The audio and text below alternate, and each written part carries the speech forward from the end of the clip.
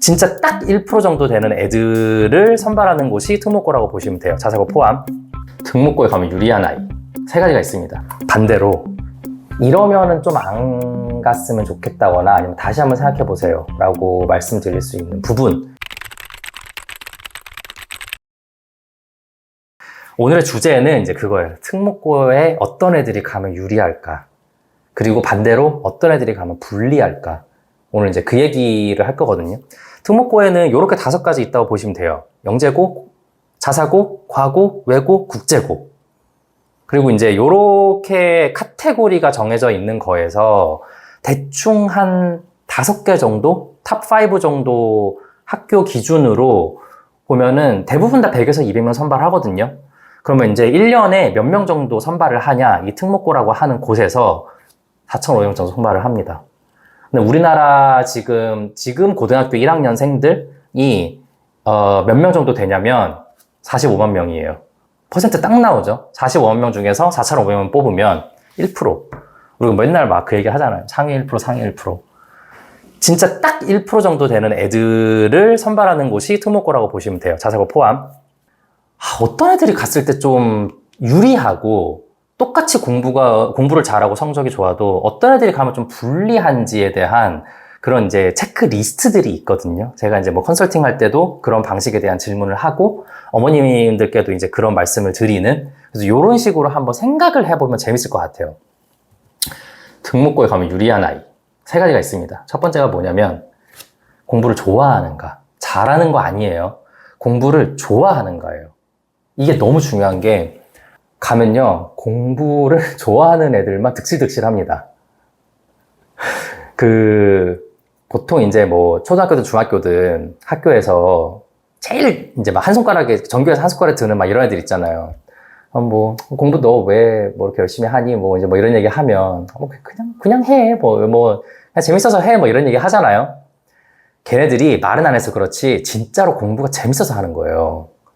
그러니까 저 같은 경우도 이제 민사고에서 화학경시대 준비할 때 유기화학 대학교 2학년 과정이었거든요. 준비를 하는데 진짜 너무 재밌는 거예요. 너무 재밌어서 시간 가는 줄 모르고 그 유기화학 공부를 막 했거든요.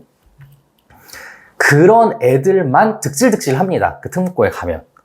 어디더라? 유튜브인가 그 민사고 그 영상에 뭐 14개 국어 하는 애가 있더라고요. 그러니까 이제 걔가 좋지 않으면 했겠어요. 그 애초에 불가능하잖아요. 그게 이제 막 자기가 집중해서 하지 않으면.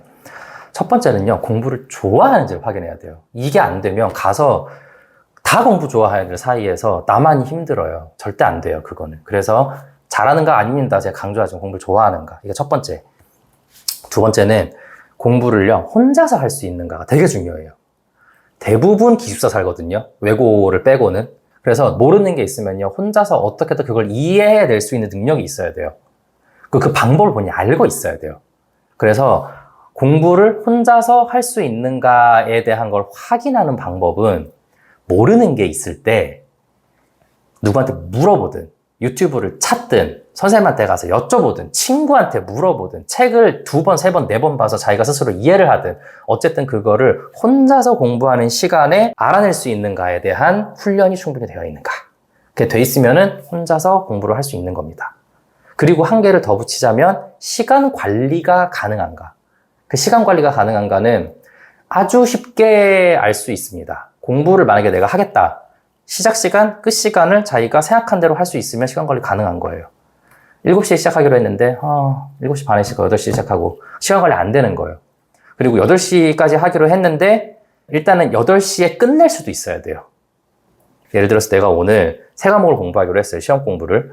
그러면 대충 2시간, 2시간, 1시간 반 이런 식으로 잡아놓잖아요. 그러면 2시간을 하고 이 공부를 멈춰야 돼요.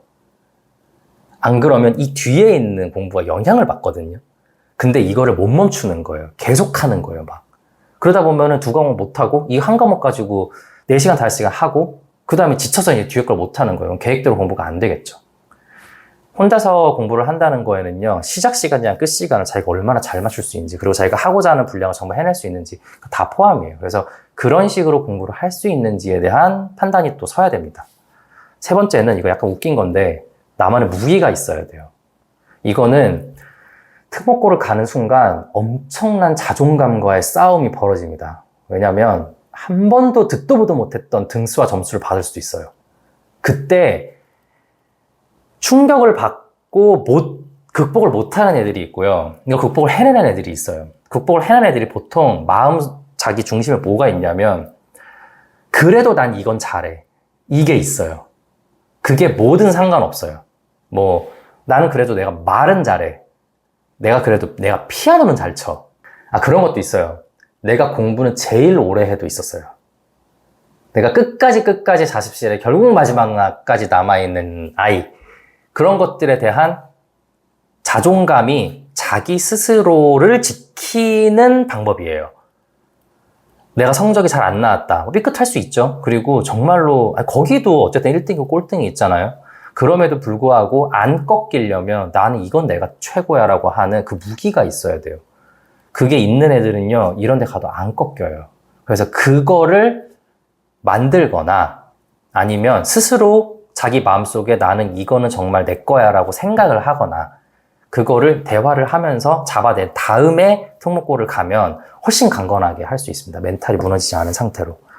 반대로 이러면은 좀 안 갔으면 좋겠다거나 아니면 다시 한번 생각해 보세요 라고 말씀드릴 수 있는 부분. 첫 번째는요, 선행을 안 한 친구예요.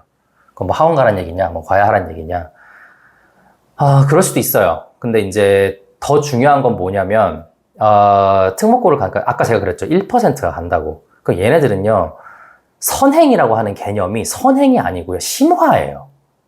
이게 무슨 말이냐면, 뭐, 예를 들어서 초등학교 5학년이다. 근데 초등학교 5학년 거 중에 모르는 게 없는 거예요. 그럼 뭐 해요? 그냥 가만히 있을 게 아니잖아요. 그럼 뭐 내년 거 해야지. 그러면서 6학년 걸 해요. 근데 초등학교 5학년이 끝나지 않았는데 6학년 것도 모르는 게 없어요. 이제 다 했어요. 그럼 뭐 하겠어요? 중학교 1학년 거 하겠죠. 그러다 뭐 또 모르는 게 중학교 2학년 거 하겠죠. 시간이 다르게 흘러요. 그래서 어렸을 때부터 그냥 쭉 이런 식으로 가다 보니까 중학교 1학년쯤에 그냥 4년, 5년 선행을 하고 있네가 결과가 된 애들이 있어요. 저기 부산에 있는 한국영재학교 있죠. 거기는 카이스트랑 협약이 돼 있어가지고 고등학교에 들어가면요, 카이스트에서 배우는 대학 과정 배워요. 왜냐면 걔네들은 우리나라를 짊어질 과학 영재로 성장을 한 애들이거든요.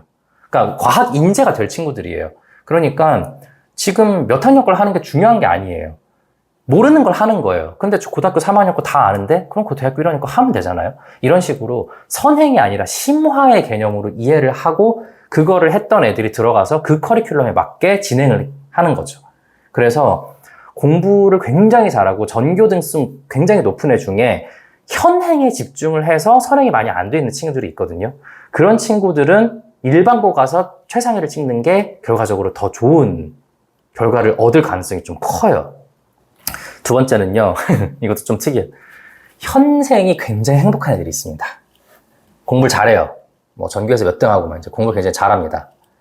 성격도 좋아요. 부모님이랑도 친해요. 교우관계도 좋아요. 후배들이 좋아해요. 이런 애들이 보통 반장하고 회장하고 그러거든요. 이런 애들이 있습니다. 이런 애들은 잘 이야기를 한번 나눠봐야 돼요. 왜냐면 기숙사 학교를 갑자기 이제 특목고를 가서 들어가게 되면요, 환경이 완전히 바뀌거든요. 그러니까 중학교 때 친구 하나도 없고 완전히 새로운 상황에서 처음 보는 전국의 애들과 완전히 다른 것들을 들어가야 돼요. 그렇게 했을 때 그거 자체가 굉장히 스트레스로 다가오는 스타일의 애들이 또 있어요. 근데 그런 애들이 보통 현생이 아주 행복합니다. 성적도 좋고 성격도 좋고 부모님이랑도 친한 애들이 있어요. 도대체 얘는 사춘기를 겪나 싶은 애들이 있거든요.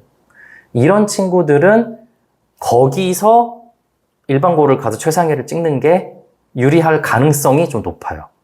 그러니까 학교마다, 학년마다 그런 사람들이 한 명씩 있거든요. 저 언니 장난 아니야. 저 형 진짜 장난 아니야. 성적도 좋은데 운동도 잘하고 성격도 좋고 진짜 그 약간 이렇게 되는 그런 친구들이 있어요. 그 포지션으로 가는 거죠. 이런 친구들은. 이런 친구들이 학년이 올라간다고 성적이 떨어지나 안 떨어져요. 보통 이런 친구들은. 그래서 아까 말씀드렸던 선행을 아직 안 했거나 아니면 지금의 현생에 매우 행복한 중학생이다. 성적이 좋고 그런 친구들은 특목고 쪽보다는 일반고대 최상위를 찍는 쪽을 선택하는 게 더 맞을 가능성이 높습니다. 특목고를 가면요, 공부를 좋아해도 힘들어요. 제가 뭐 민사고에서 뭐 수석을 하고 뭐 어쩌고저쩌고 이렇게 얘기를 해도요, 진짜 힘들었거든요.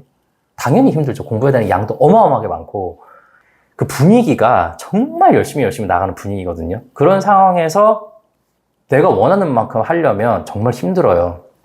뭐 예고다, 최고다, 거기도 예술 쪽에 1%, 뭐 체육 쪽에 1% 가는 데잖아요. 아무리 내가 예술을 좋아하고 체육을 좋아해도 그 훈련을 받고 연습을 하는 건 힘들단 말이에요. 근데 내가 공부를 안 좋아한다? 정말 힘듭니다. 거기서 버티기가. 무조건 공부를 좋아하는. 이게 무조건 첫 번째입니다. 그래서 보통 자사고랑 특목고 고려하실 때 입시 결과를 보고 이 학교가 더 낫다 뭐 이런 식으로 판단하시는 경우가 좀 많이 있거든요. 아니면 이제 2028년부터 좀 바뀌잖아요. 그래서 그랬을 때는 특목고가 유리한지 자사고가 유리한지 일반고가 유리한지 이런 고민을 안 하실 수가 없단 말이에요. 일단은 그 고민을 하시기 전에 일단은 얘가 학교 생활을 했을 때 잘 맞을 것인가를 먼저 고려하고 그 다음에 결정하셔야 돼요. 왜냐면 학교에서 잘 지내야 성적이면 성격이면 그게 살아남지, 그 잘 성장이 되지, 아무리 잘하고 아무리 훌륭한 애도 자기랑 안 맞는 학교에 가가지고 잘 못 지내는 순간 성적 떨어지고 성격 배려요. 그래서 이제 무조건 학교 3년을 잘 지내는 게 첫 번째거든요. 그래서 먼저 얘가 학교 생활을 잘할 수 있을지에 대한 방향성이 어디가 맞고 특목고가 더 맞는지 이런 것들에 대한 판단을 먼저 하시고, 제가 아까 말씀드렸던 그 세 가지를 바탕으로 먼저 생각을 해보시고, 그 다음에 입시 결과, 지금까지 이 학교가 얼마나 입시를 잘 했는지 이런 것들에 대한 걸 같이 생각하시면 그럼 훨씬 좋은 결과를 얻을 수 있을 겁니다. 오늘은 특목고에 대한 얘기를 해봤습니다.